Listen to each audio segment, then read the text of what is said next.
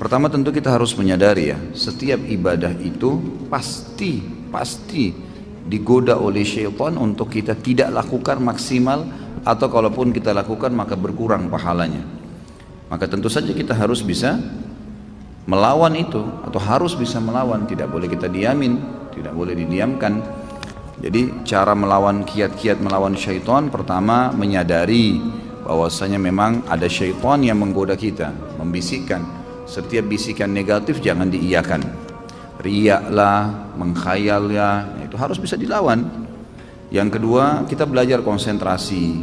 Konsentrasi itu dengan tenang ya. Konsentrasi itu kan akan bisa didapat. Konsentrasi itu bahasa sederhananya sebenarnya sih tenang dalam melakukan sebuah perbuatan ya gitu. Jadi kita lihat orang-orang yang konsentrasi itu, kalau baca ayat tenang, kalau melakukan satu perbuatan tenang ya. Dia fokus sehingga memang maksimal dalam gerakan, dalam ucapan, penyampaiannya, tutur katanya, semua tertutur rapi gitu, tertata rapi. Itu semua karena memang dia coba ya konsentrasi di situ. Jadi kita konsentrasi dalam sholat, dan yakinilah dalam konsentrasi itu setiap gerakan dan ucapan akan ada nilai pahalanya di sisi Allah Subhanahu wa taala, kan? Jadi kita harus bisa tahu itu. Kemudian pada saat syaitan berhasil mencuri sebagian pahala, misal kita tiba-tiba mau mengkhayal, segera kita kembali. Karena Uthman bin Abi Mad'un radhiyallahu anhu berkata dalam sebuah riwayat Bukhari, "Ya Rasulullah, saya setiap kali sholat, sering kadang-kadang saya menghayal, kadang-kadang saya kembali." Kata Nabi SAW, itu godaan syaitan yang berjulukan atau bernama khinzib atau khanzab. Ada dua riwayat yang menyebutkan tentang barisnya ini, yang bertengkar di sebelah kiri kuping musalli, yang mengingatkan dia semua apapun yang membuat dia tidak konsentrasi. Kalau datang kepadamu, bacalah isti'adzah a'udzubillahi minasyaitonirrajim, dan meludahlah sebelah kiri 3 kali dengan ditiup ya, 3 kali. Maka kata Utsman bin Abi Mad'un radhiyallahu anhu, setelah saya amalkan maka tidak lagi bisa syaitan menggoda saya. Ulama menambahkan kiatnya adalah juga menjauhkan diri dari kemaksiatan. Jadi kalau sampai saat ini teman-teman masih merasa saya kalau sholat tidak bisa khusyuk, atau saya kalau mau baca Quran masih malas lah berbuat ibadah ya. Selain godaan syaitan, juga ada penyebab faktor adanya dosa yang masih mengganjal. Coba untuk muhasabah deh, dosa apa yang masih saya lakukan nih dalam sebulan atau dalam seminggu, atau yang rutin lah dalam kegiatan sehari-hari dari pagi sampai malam. Dosa apa yang saya lakukan? Coba muhasabah, diingat. Kalau enggak, mungkin dalam minggu, dalam 1 minggu gitu kan. Mungkin dalam harian antum masih bisa ngontrol, tapi dalam 1 minggu apa nih? Nah itu dosa-dosa itu kalau kita bermuhasabah insya Allah dan kita tutup pintunya, maka akan membawa kita pada kekhusyuan ibadah. Jadi sholatnya bisa lebih khusyuk, baca Quran bisa lebih nyaman. Kalau mau ngerjakan ibadah itu jadi ringan, lebih ringan. Mau sholat malam bangunnya ringan. Itu karena memang sudah tidak ada beban dosa. Jadi dosa itu juga menjadi penghambat, memang menjadi penghambat. Itulah yang dikatakan oleh Imam Syafi'i yang pernah saya sampaikan ya. Beliau belajar kepada gurunya Imam Waqi'. Jadi setiap kali Imam Syafi'i rahimahullah dikasih pelajaran oleh gurunya Imam Waqi', hafalan segala selalu lupa. Lalu Imam Syafi'i mengatakan dalam pepatah syair yang masyhur, "Syaqautu ila Waqi' su'a hifdhi." Saya mengeluhkan kepada Imam Waqi' tentang buruknya hafalanku, setiap hafal pasti lupa. Fa arsyadani ila tarkil ma'asi. Maka dia perintahkan saya untuk meninggalkan dosa, maksiat. Imam Syafi'i bingung, dosa apa nih yang saya lakukan gitu. Dia coba bermuhasabah dalam kegiatan sehari-harinya.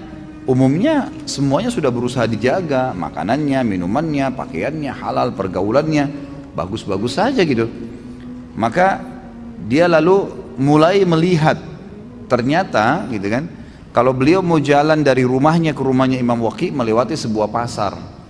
Dan waktu itu di pasar itu masih ada perempuan-perempuan yang tidak pakai jilbab. Kadang-kadang di pasar itu ada transaksi-transaksi yang haram, ada kezaliman. Maka Imam Syafi'i bilang, tinggal ini nih yang saya belum coba nih. Ini beliau cuma lewat ya di pasar itu, nggak mampir, nggak punya toko di situ, nggak ikut transaksi. Kemudian beliau bilang, saya ganti jalurnya. Tadinya lewat di depan pasar, sekarang lewat belakang pasar. Dia nggak lihat pasar lagi. Ke rumahnya Imam Waqi'. Lalu dia hubungkan perkataan Imam Waqi setelahnya, wa akhbarani bi anna ilma nur wa nurullahi la yu'tali asi.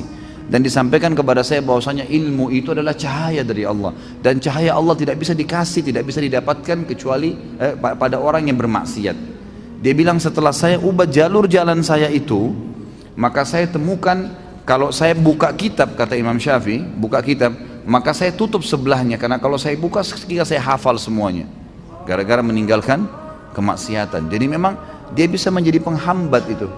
Coba bermuhasabah, insya Allah dengan menjaga diri dari kemaksiatan, maka salah satu faktor untuk membuat kita bisa khusyuk dalam ibadah. Yang berhubungan dengan pertanyaan ini, ya, tidak boleh kita mengulang-ulangi sholat kecuali ada udzur syar'i, batal, keluar angin, tiba-tiba teringat belum wudu, tiba-tiba baru sudah sholat, sementara sholat asar misalnya ternyata baru terdengar azan, belum masuk waktu, berarti itu harus memang dibatalin. Tapi kalau hanya karena tidak khusyuk lalu diulangin, ini godaan syaitan yang lain lagi nih, karena ini perbuatan bid'ah. Nggak boleh ngulangin sholat yang sudah dikerjakan, karena sudah dikerjakan udah nggak boleh lagi. Ya tidak khusyuk, itu konsekuensinya, resiko kita. Makanya kita harus fokus, gitu kan, fokus.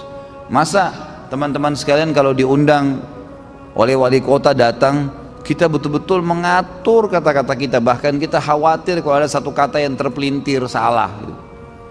Masa kita sama Allah Subhanahu Wa Taala tidak bisa menjaga itu?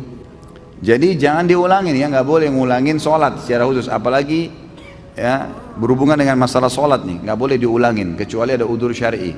Misal belum masuk waktu tadi, gitu kan, maka baru masuk waktunya ya kita batalin, kita sholat lagi. Atau sudah selesai sholat ternyata memang belum masuk waktu, atau tidak punya wudu, atau salah kiblat, hal-hal yang mendasar itu diulangin, gitu kan. Tapi kalau enggak, maka setahu saya nggak boleh, itu was-was, ya.